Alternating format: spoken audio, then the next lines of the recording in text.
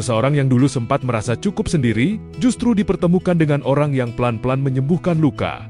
Bukan dengan janji besar, tapi dengan kehadiran yang konsisten, sampai akhirnya berujung di pelaminan. Dan itulah yang terjadi pada kisah El Rumi dan Syifa Haju. Bukan sekadar move on, ini tentang dua hati yang pernah lelah, lalu dipertemukan di waktu yang tepat. Di balik kemewahan pernikahan mereka yang digelar 26 April 2026 di Raffles Hotel Jakarta, ada cerita panjang yang jarang benar-benar disadari publik. Keduanya datang dari masa lalu yang tidak sederhana. Syifa Haju sebelumnya menjalin hubungan cukup lama dengan Rizky Nazar. Hubungan yang sempat jadi sorotan itu akhirnya berakhir di tahun 2024. Bukan hal yang mudah. Syifa memilih diam, menenangkan diri, dan perlahan menemukan kembali siapa dirinya di tengah karier yang terus berjalan. Di sisi lain, El Rumi juga tumbuh di lingkungan yang selalu jadi pusat perhatian. Sebagai anak dari Ahmad Dhani dan Maya Estianty, kehidupan pribadinya, termasuk soal asmara, tak pernah benar-benar lepas dari sorotan. Dan di satu titik, keduanya sama-sama berada di fase yang sama, bukan mencari, tapi sedang memulihkan. Sampai akhirnya, takdir mulai bekerja dengan caranya sendiri. Awal kedekatan mereka mencuri perhatian publik saat hadir bersama di pernikahan Tharik Halilintar dan Alia Masaid. Bukan pernyataan, bukan klarifikasi, tapi bahasa tubuh yang bicara.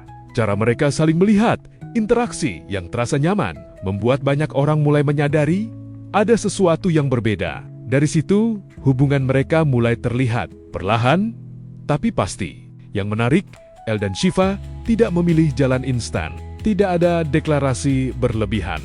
Tidak ada drama yang diumbar. Mereka membiarkan semuanya tumbuh dengan ritme yang tenang.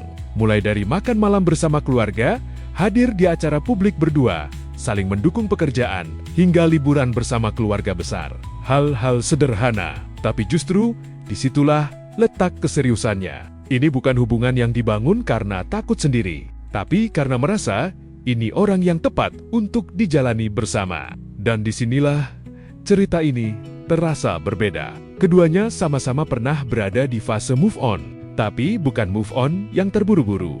Mereka memilih untuk benar-benar selesai dengan masa lalu sebelum membuka lembaran baru. Itulah kenapa hubungan ini terasa lebih dewasa, lebih tenang, dan lebih nyata. Seiring waktu, hubungan ini tak lagi hanya tentang dua orang. Kehadiran Syifa di tengah keluarga El, termasuk Mulan Jemila, menjadi sinyal kuat bahwa hubungan ini sudah melangkah lebih jauh. Bukan sekadar cinta, tapi juga restu. Dan kita tahu, di banyak kisah, restu keluarga adalah pondasi yang menentukan arah akhir. Kapan nikahnya? Hah? Udah, anak ini Belum siap ya? nggak tahu. Izinin nggak? Yang izinin lah. Kapan nikahnya? Kapan nikahnya? Nikah bola balik ya.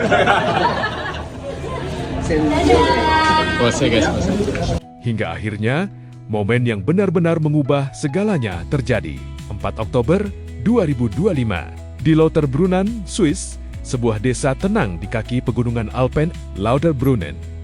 El Rumi berlutut mengungkapkan niatnya untuk melangkah lebih serius. Yang menarik, Syifa saat itu mengira mereka hanya sedang menjalani sesi foto biasa. Sampai akhirnya, momen itu berubah menjadi salah satu lamaran paling emosional. Bukan karena kemewahannya, tapi karena ketulusannya. Dari sana, semuanya mengarah jelas. Lamaran keluarga digelar Januari 2026. Hangat, intim, penuh haru. Bismillahirrahmanirrahim. Saya memohon izin dan restu untuk melamar putri tercinta yaitu Syifa Haju untuk menjadi istri, pendamping hidup saya, dan insya Allah menjadi ibu dari anak-anak Abi kelak. Atas izin Allah Subhanahu wa Ta'ala dan dengan restu ibu dan ayah, insya Allah aku menerima lamaran kamu.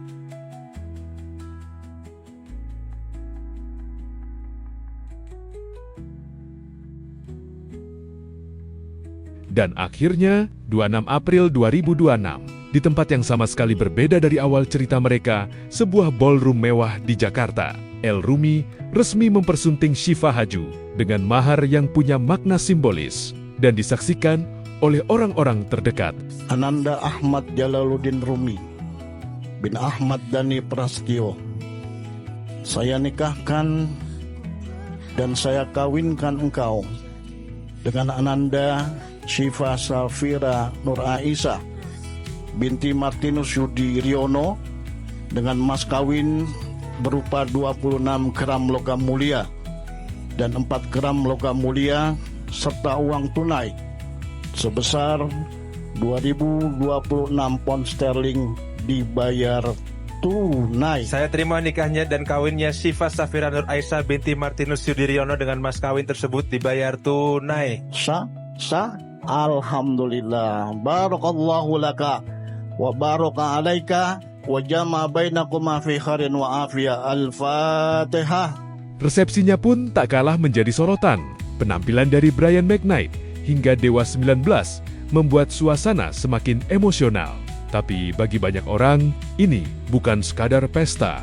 Ini adalah perayaan dari perjalanan panjang yang akhirnya menemukan titik akhirnya. Di media sosial, reaksi publik pun membanjir. Banyak yang menyebut kisah ini bukan cinta instan, tapi cinta yang tumbuh dari kesabaran, dari proses, dari luka yang disembuhkan, bukan disembunyikan. Dan mungkin disitulah letak kekuatan cerita ini. Kisah El Rumi dan Syifa Haju bukan tentang siapa yang lebih dulu menemukan cinta, tapi tentang bagaimana dua orang yang sama-sama pernah jatuh, akhirnya memilih untuk bangkit bersama. Karena pada akhirnya, takdir memang tidak pernah bisa ditebak. Yang dulu terasa disia-siakan, bisa saja berubah menjadi seseorang yang diperlakukan layaknya ratu. Dan perjalanan yang panjang itu, hari ini, resmi dimulai kembali. Bukan sebagai dua individu, tapi sebagai satu tujuan. Aku ngerasa kalau sama dia, kayaknya aku bisa deh ngelewatin semuanya, gitu. Asik. Beneran, kayak quality apa sih yang ngebuat aku berpikir he's the one for me. Aku ngerasa tuh, ya kayak aku yang aku sering bilang sih, kayak aku selalu ngerasa kayak dulu tuh dicintain buat aku tuh suatu hal yang susah gitu. Tapi pas aku ketemu sama El, ternyata aku ngerasa kalau aku tuh nggak hard to love kok gitu. Terus mungkin karena aku oldest daughter kali ya, jadi kayak aku anak perempuan pertama, adik aku perempuan juga. Bisa dibilang aku tuh kayak cukup menjadi tempat berputar di keluarga aku. Jadi aku tuh nggak pernah punya orang untuk bersandar.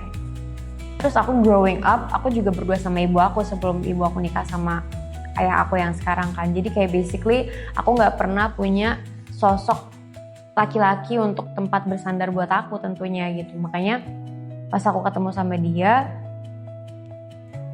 dan setelah aku pacaran sama dia, aku ngerasa kayak oh ternyata hal yang menurut aku tadinya impossible tuh beneran possible buat aku gitu loh. Kayak ternyata aku bisa menemukan rumah yang bikin aku ngerasa safe dan ngebuat aku tenang gitu. Makanya aku sama dia tuh kayak ngerasa mau seburuk apapun masalahnya, kayaknya aku bisa kok